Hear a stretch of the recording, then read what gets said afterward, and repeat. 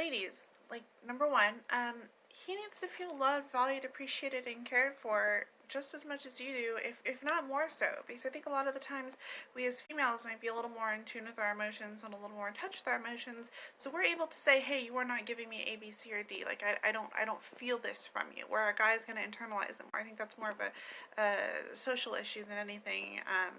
Guys kind of are taught to stuff it down a little bit, where it's more acceptable for a female to show emotions or to be emotional. That's something, for another topic that we need to dive into, but you need to keep that in mind. So when they're saying things like, they're not feeling truly listened to, or they're not getting enough praise or positive reinforcement for good actions or good behavior, or you're giving more credence to your friends or family, you're subconsciously and sometimes maybe even overtly telling them that they are not important, or that their feelings are not important or valuable, or that, your friend Sarah or your mom's feelings are more important or valuable than the person that you're in relationships with.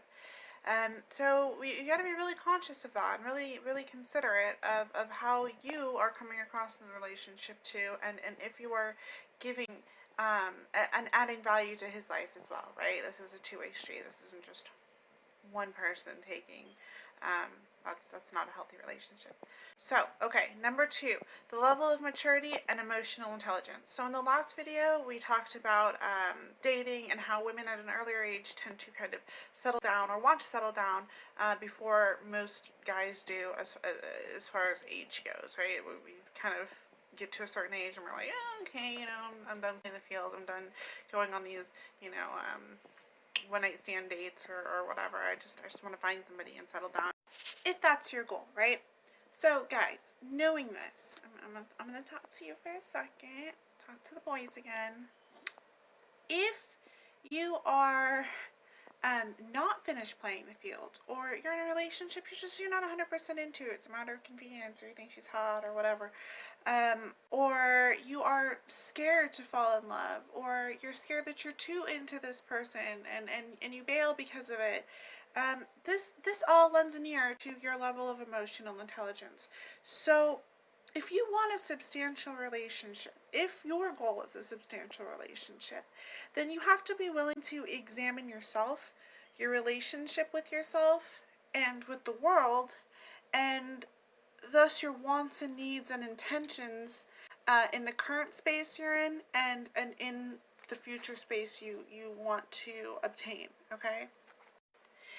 If you want a substantial relationship, if that is your goal, and your intention is to have a long-standing, substantial relationship, then you have to understand, ish happens, bro.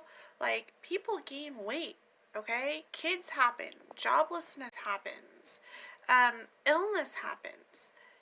If the person that you were with isn't somebody you can love through all of that, through thick and thin, through rich or poor, through whatever the situation, married or not, a substantial relationship is going to support through all those things.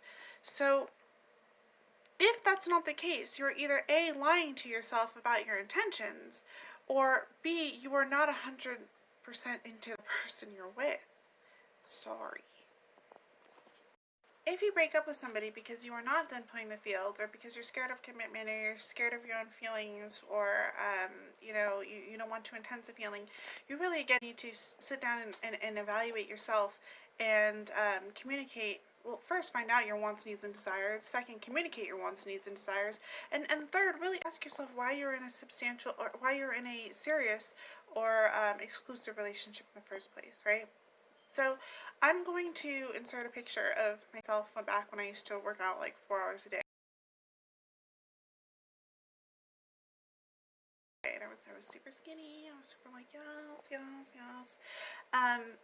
Now I don't work out 4 hours a day. Like, so when you stop working out 4 hours a day, you gain some weight. Like, it's not the same. That doesn't, just because my body is not the same, that does not take away my value. That does not take away my internal soul or being or who I am as a person.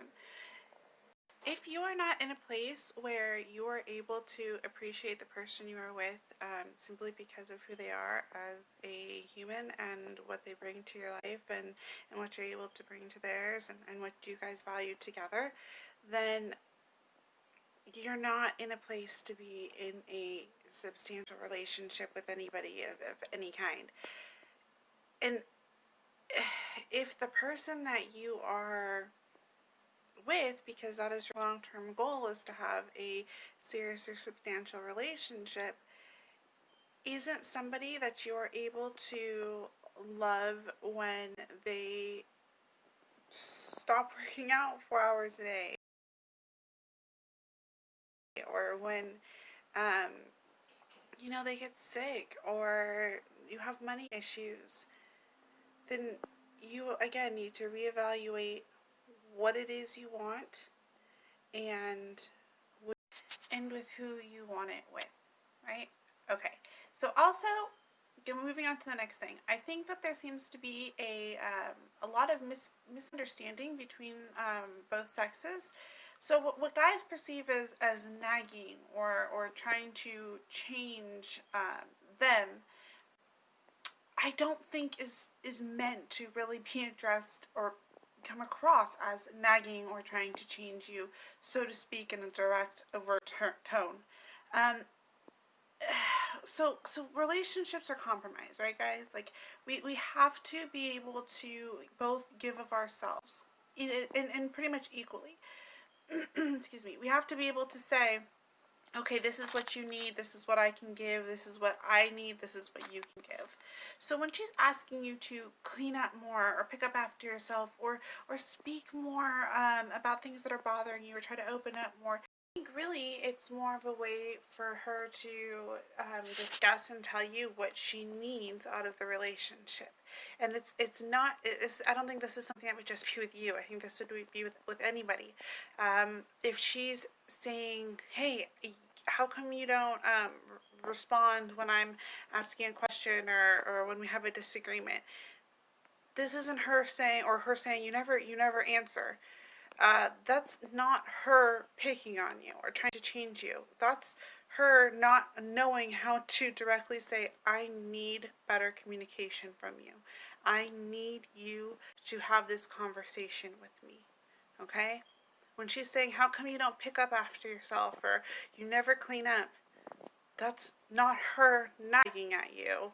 That's her not knowing how to correctly say, hey, I need some help. Do you think you could please help me out?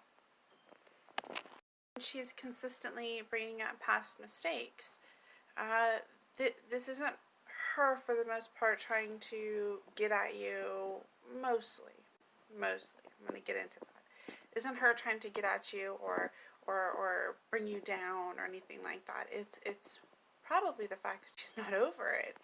There hasn't been any clear resolve, and when something hits at a sore subject or a trigger spot, then it's what she is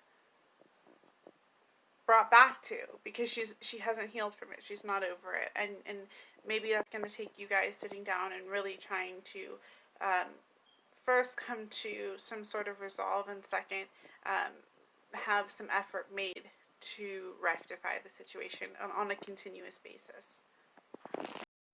Now, there are some very manipulative people in this world, male and female. They tend to manipulate a little bit differently. Guys tend to brag, boast, and try to control more overtly, where girls tend to be a lot more underhanded and sneaky in the way that they choose their manipulation tactics.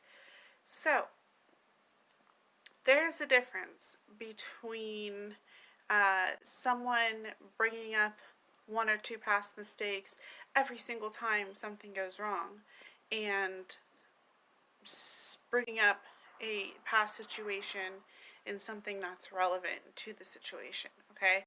There's also a difference when, let's say, give an example, a girl says, well, you've never helped me. And the guy comes back and says, well, I I just did the laundry.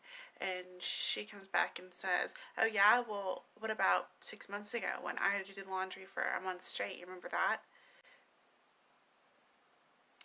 If there has been a sit down, a conversation, and a resolve, and you are working out that resolve, it's her, bro. Like, it's not you, it's her. If there has been no sit down conversation and resolve, then it's you. So let's give another scenario, right? Let's say that you tell her, I'm going out tonight, I'll be back later. She says, well, when are you going to come back? And he says, well, I don't know. And then so she goes, well, I'd like to know. Then he does the whole, why are you so needy? Why do you need to ask all these questions? Now the mature way of going about this would be her saying, well, because it helps me feel more secure in our relationship. That would be the mature way. You could have some immature people still that are not going to be as developed in their emotional intelligence and are going to say, blow up. They're going to get upset about it. That's something you guys have to work out together. You might have to say, hey, we're not in the right spaces. Who knows? But if she handles it in a mature way and says, it helps me feel secure and I just feel better knowing when you're going to be home. He can either be mature himself and answer and stick to that, or call should something happen, or he could come back with the, don't you trust me? Why don't you trust me? Now, that in itself is a manipulative and gaslighty tactic, okay? If something had happened in the past, on top of that, this is where she could bring up past mistakes or past situations and say, well, remember when you said you'd be home by 2 and you didn't come home till 6, or when your ex was texting you and this happened, or you didn't tell me, or I had to find out, yada yada yada. These are things that have hurt her and have not yet been resolved, or there has been a discussion but no continuous movement forward. Okay, so it's not good enough in these situations where somebody on both sides is truly bothered and hurt to say, okay, I'm sorry, let's have this talk, it shouldn't have happened, and then nothing else happens. There's no working to make it better. That's not resolve. That's you sitting down and saying what someone needs to hear to, get the monkey off your back, so to speak, to clear the elephant in the room. But that is always going to be there because there has been no reconciliation.